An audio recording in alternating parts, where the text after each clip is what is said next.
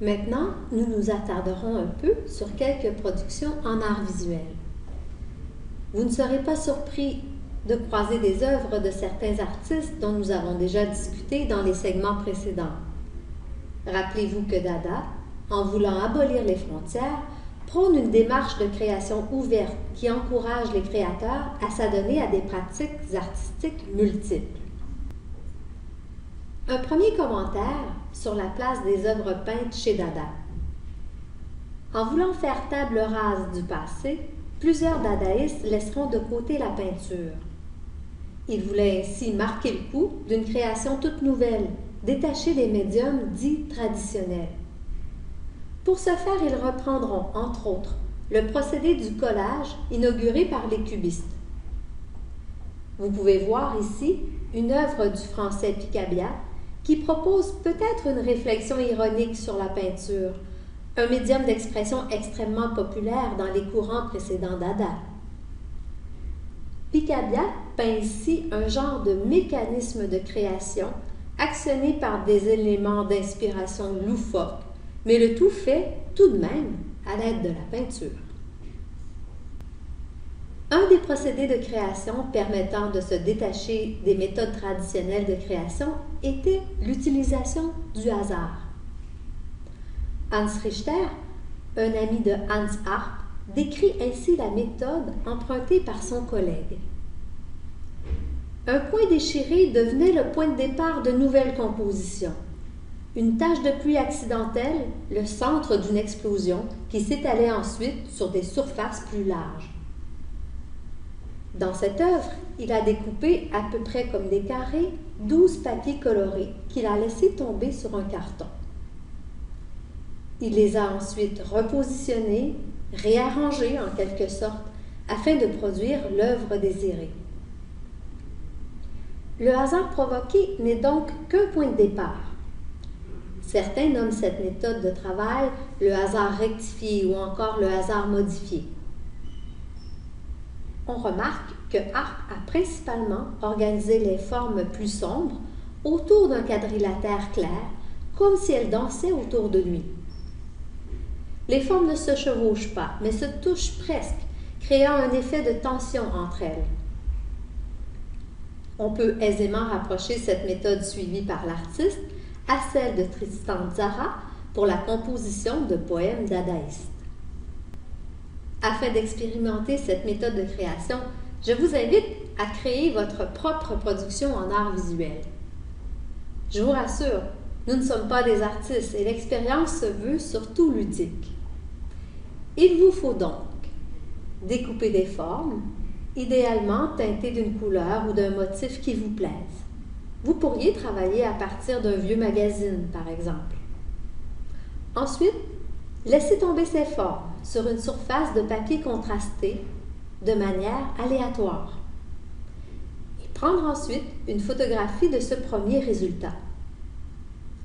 Ensuite, il faut repositionner les formes selon votre désir, de manière à ce que soit créée une composition qui soit satisfaisante à vos yeux. Il faut alors photographier de nouveau le résultat final. La dernière étape consiste à décrire les différences entre la première version et la seconde en expliquant ce que vous avez tenté de créer. L'œuvre précédente a été réalisée à partir de papier coloré uni. Raoul Osman, comme plusieurs autres dadaïstes, choisira de travailler ses compositions à partir d'images déjà existantes.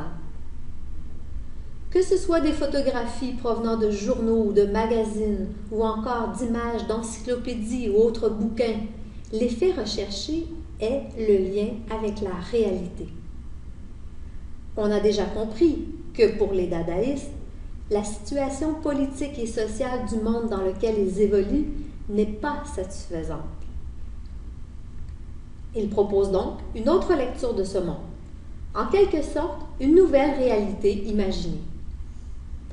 On peut voir dans cette œuvre une photographie du constructiviste russe Vladimir Tatlin avec, peut-être à la place du cerveau, un assemblage de pièces mécanisées. À côté de lui, une forme organique, posé sur un trépied dans un intérieur partiellement réalisé à la gouache. Certains spécialistes affirment que Raoul Haussmann a voulu suggérer que seul un monde pensé de manière mécanique et rationnelle pourrait engendrer des jours plus pacifiques.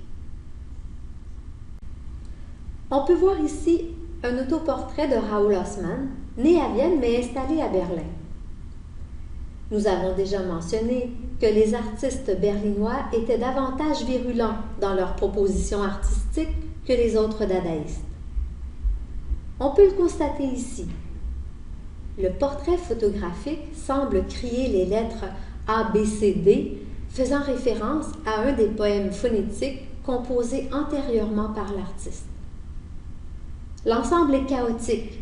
Les motifs, les chiffres et les lettres de typographie variées s'entremêlent dans tous les sens pour une composition en déséquilibre total.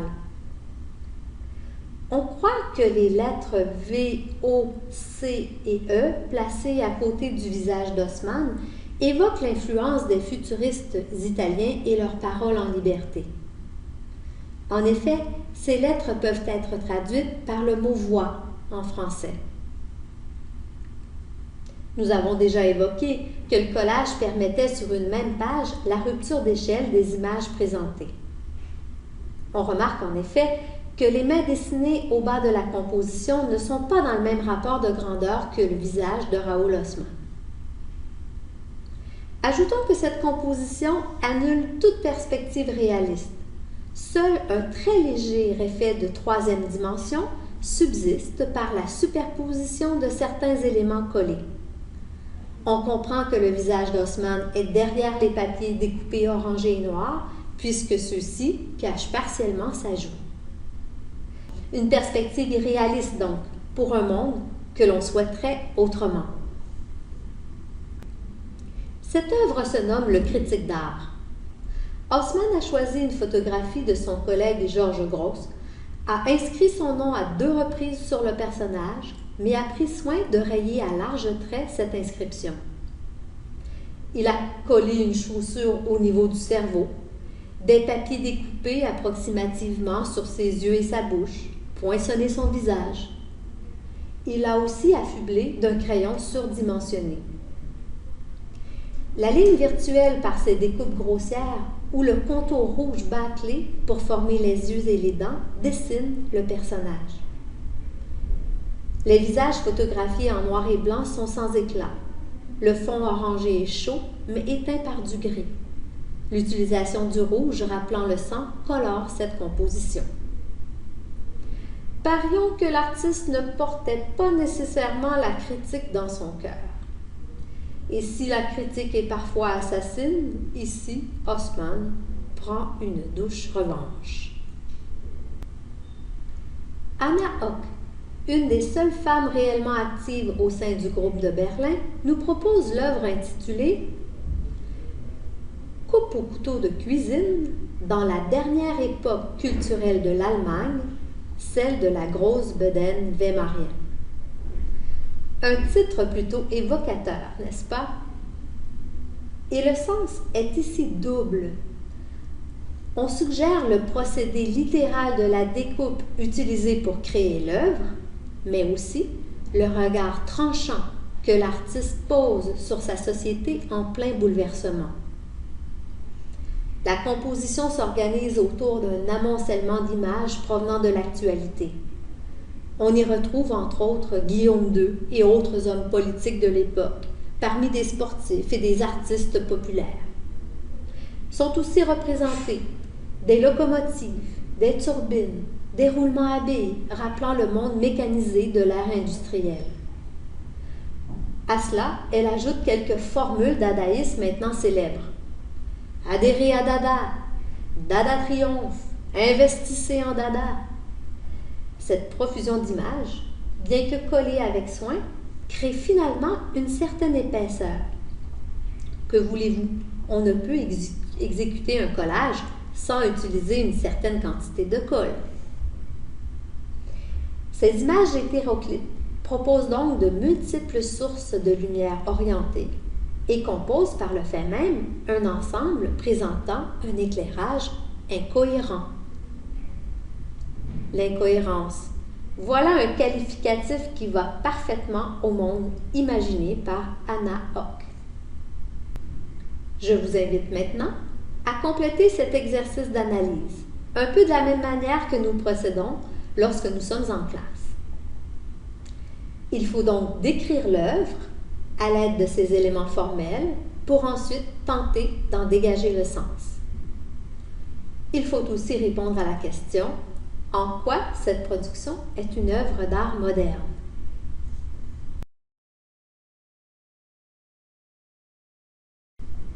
Je ne voudrais pas vous laisser penser que les dadaïstes n'ont réalisé que des œuvres sur support plat.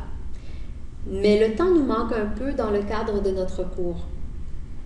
Simplement pour le plaisir, vous pouvez jeter un coup d'œil à cet assemblage de matériaux provenant eux aussi du monde réel. Raoul Haussmann utilise une tête de mannequin en bois qui sert habituellement de support aux perruques chez le coiffeur. Il place un gobelet à boire dépliable au sommet de la tête et devant, un ruban à mesurer. Sur le côté, un mécanisme de montre. Pour une oreille, un coffret à bijoux présentant un cylindre d'impression. Pour l'autre, des vis provenant d'un appareil photo. Caché derrière la tête, un porte-monnaie usé. Une des interprétations possibles serait que l'homme ne peut faire confiance qu'à ce qu'il perçoit par le biais d'appareils objectifs. La règle, la montre mécanique, l'appareil photo par exemple. Ainsi, l'homme ne croirait qu'aux mots imprimés, l'information déversée dans son cerveau par un entonnoir. Ses yeux demeurent cependant fermés. Un questionnement de l'artiste par rapport au sens critique peut-être? Je vous laisse décider. Et pour faire la transition vers notre autre segment, je ne pouvais faire autrement que de vous présenter cette œuvre mythique de Marcel Duchamp. En 1919, lors du 400e anniversaire de la mort de Léonard de Vinci, Marcel Duchamp détourne l'une des icônes du grand maître. Il dessine sur une carte postale représentant la Joconde une moustache et un bouc.